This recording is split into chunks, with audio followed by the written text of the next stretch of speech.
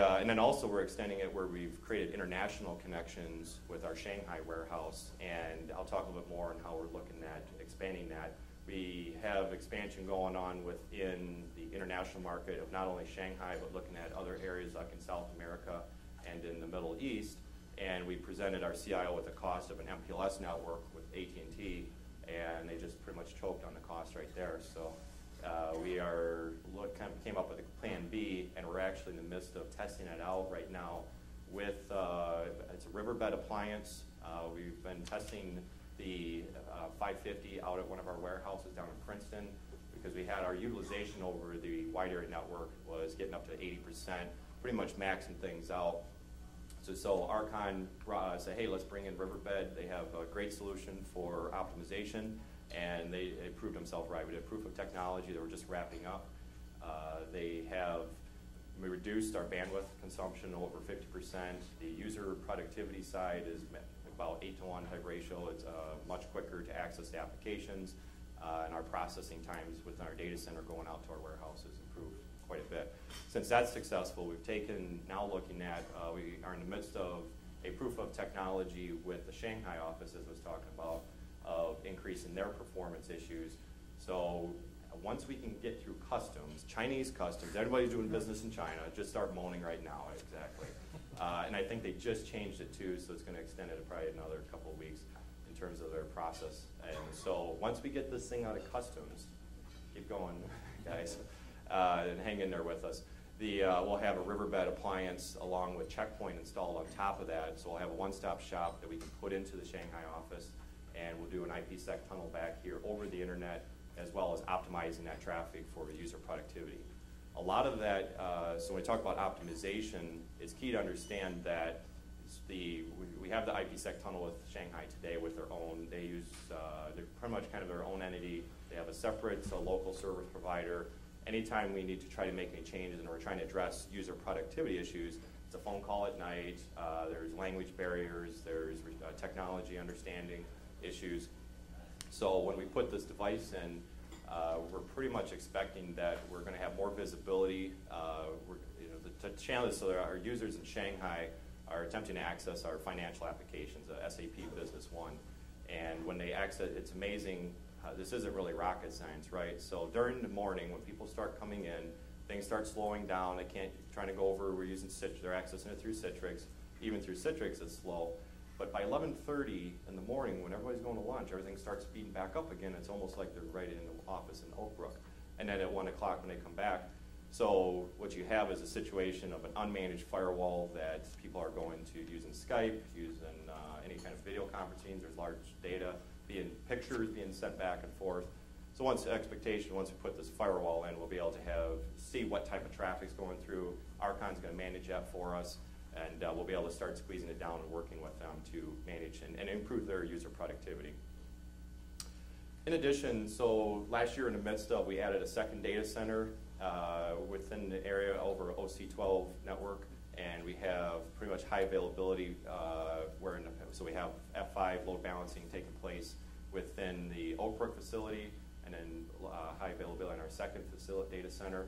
And in addition with that, we're looking at working with F5 to build upon the big IP platform and go beyond the local traffic manager and using global traffic management, so that we have basically the resiliency between data centers. These are both hot sites. We're working to have mirrored technology and servers and applications in those environments. And now we'll be able to fail over. If one data center goes down, I mean, everything from a data center going down, we'll be able to automatically fail our users internally as well as out in the internet for our e-commerce sites. We're looking at the WAN, and I talked about the WAN optimization with Riverbed, along with the international connectivity. And we're also, our biggest challenge right now is with our retail stores. And with those, we have each store, recall what we talked about last year, is each store, it's a co-op model. We don't own our stores. There's 4,600 of them, and they're each their own business entity. They can put in their own firewall, they can put in their own router, they can put in their own different internet circuit. So we have no uniform standards. And we've made attempts in the past 4 years to try to put a new hardware device. We went down the road with Juniper and tried to put devices in there. The problem is these stores, everything's right now, especially with the economy, right? bottom dollar. If it's going to cost me another dollar, I don't want to do it. And if it's not mine and I can't touch it and I don't understand what's going on, I'm not doing it. So we're working with F5 and Checkpoint to look at their technologies. F5 has their new Access Policy Manager. Checkpoint has their connector solution. All great, and we're looking at, so the advantage of both these solutions is that you don't have to deploy any hardware out there. You don't have any costs. The cost will be borne on the back end. Provide more of an SSL VPN solution so that these retailers can access our internal sites and retail to do the invoicing and supply chain type delivery. And then the last thing is that we're still looking at our security zones. As you can see, we've built this out and we've done our own assessment in terms of within the zone environment. So within if it's a web application or a internal application, core application, or a database, and then if it's public data, it's marketing, it's consumer related, it can have less controls on it. We have the internal zone with the retailers, confidential, as well with the for compliance type efforts. So here's an assessment where we're good and where we're at, and so we need to continually add more things around stronger encryption, stronger access controls, doing more with load balancing, SIM type stuff. We do have EIQ with the RKON arrangement of not only monitoring with SolarWinds our network infrastructure, but also the event management around our firewalls and load balancers with F5 and Checkpoint. So getting back to the cloud thing, so now that we're all chief meteorologists, and when you submit your form and it says title, just do me a favor and put chief meteorologist and see who's all paying attention for RKON. The key thing is it's amazing where the cloud computing's come from. So everybody said, oh, this is different, or what am I going to do with this terminology and everything? It's amazing how it's really not any, it's come from the software as a service. It's not any different in application service providers, managed services. And after the conference, I thought, well, it's really actually we've been doing cloud computing for years. We're using Orbitz for like the travel, arranging travel, so it's not processing in our environment. We're using the cloud for that. We're using Lean Logistics as a third-party logistics provider for our global fleet management and traffic directions. Ceridian for all of our HR data and benefits is all out in the cloud. LinkedIn for, it's amazing how you talk to recruiting, you talk to HR department, they're not using the career builder or the hot jobs or anything anymore. They're going out to LinkedIn and Facebook now to start recruiting a lot of the key staff that's coming out of the colleges and looking for a stronger experience. We're also looking at Salesforce, and Salesforce has been around for years. I mean, this has been Cloud Computing 101, where all of your customer relationship management is all done out in the internet. And that's why I talked a lot about Google and Microsoft with Azure is getting on board with this, and even Amazon. So I had my challenges of getting a CIO to accept the chief meteorologist position titling, but also I had my peers within the development arena, so brought in, so what about Amazon.com? What do you mean? Well, we have a retailer portal, and we look at our blogs with our retailers, and they're saying, complaining like, why is our AceNet portal down all the time? I can go to eBay or Amazon, and it's always up and running. It's always available. And I started thinking, good idea. If you can't beat them, join them. So, I mean, it's amazing how Amazon has billions of customers. They do how many transactions a day? They have the infrastructure, they have the innovation, they have the resources, they have the knowledge. Why not take a look at them, because they have their Amazon web platform, web services, and you can use the middleware, their database, their infrastructure, and deliver the same type of catalog that we need to provide to our customers. So we'll see if I have a job when I get done selling this one to the internal developers. Like, you're giving away our intellectual property. Like, really? Okay. So with that, though, it goes along with, as we start doing more and more cloud computing and putting our data out in the environment, it's not a fire and forget. We have to still have responsibilities from the cloud provider has their responsibilities, making sure there's within their environment has the malware protection, there's security monitoring, you have vulnerability management going on, all these key things that we've been struggling with for years to try to get funding for, trying to get resources for. But along with that, it's not just because I put something out with a cloud computing provider that I can just forget about it. I need, as a customer, I still need to worry about, okay, do I have optimized connectivity? I need to get, so now I'm putting everything cloud, it's not happening in my data center. I need to make sure I have that user productivity up and running. I need to make sure that they can access it in a timely manner and it's always up and running. And it's transitioned to security, a security technologist of implementing security controls more into a risk management side of, okay, now instead of me putting the controls in, I need to go assess what is this provider doing? Where's their data center? Is it, just because it looks good on paper, I want to make, good ideas, usually go visit them, walk through, and is it up to snuff in terms of what you would do for yourself inside the company?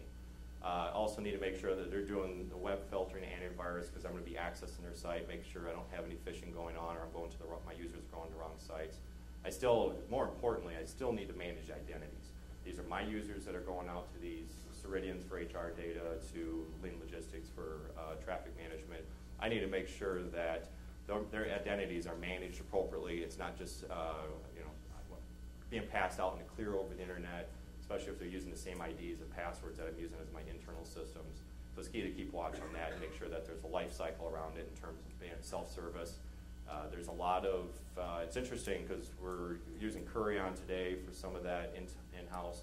There are companies out there like Simplified and Ping Identity that are now touting themselves as cloud identity managers. So they can manage, and they already established a lot of the relationships with Salesforce and Ceridian.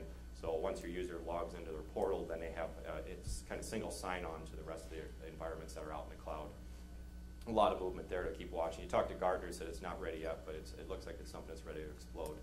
And also importantly is the data integrity. Even though it's my data sitting out in the environment, out in the internet, I want to make sure that it's still sufficient. And then, like I said, the risk management side. So all in all, talk about clouds, talk about being meteorologists, talk about giving weather reports. I mean, it's going to get stormy. You're going to have issues. You can see today we've got storm clouds out there, and who knows what's going to happen. But the key thing is don't sit back and just, it's my data. I want to worry about my applications. I'm going to keep it in-house. It doesn't make sense. No one can do it better than I can. Well, I'm sorry. I mean, you're wrong. There's, like I said, there's companies that have been doing this for years. They have more customers. They have more infrastructure. Take a look at them. See what's going on out in the marketplace. See if it makes sense to put my identities out there, if they can secure it properly. Make sure to put my data in my different services for my customers. So I'll just leave you with the the quote that I found. It actually was at a conference sitting there, and then a friend sent me something through Facebook, and she put this on because it was a bad rainy day and stuff. I'm like, I'm going to steal this one. So life isn't about waiting for the storm to pass. It's about learning how to dance in the rain. So key thing is figure out how to secure your environment, how to secure your data even though it's out in the cloud and passing through. Now, the one other key thing is to watch out for is, actually just came across the other day, is a thing from Forrester, and they're talking about, with all this cloud speak and cloud computing, watch out for something called, it's now a terminology called cloud washing. There are companies out there now that are, everybody, that's the new best thing, I got to jump on it, I'm going to relabel my product, and so, not to poke fun at anything, but there's a company called Panda, and they provided a free antivirus type software and stuff. Great. I haven't used it. It probably works great, but now they have something that's called Panda Cloud Antivirus. So think about it. It's like, okay, antivirus which runs on my machine. I have something infected, so I'm trying to figure out how this really works. Where I have a virus, is they're going to come down from the cloud and just reach that virus out and pull it and start spanking it around and everything. So it's like good luck. I said that one I got to wait to see. It's like, okay, just put the label cloud on your product doesn't mean it's always going to do the right thing. So with that, wrapped up. I didn't get kicked out. Mom's not here yet, so. We're just about to kick you out. All right, excellent. So Chris, thanks a lot for coming up there.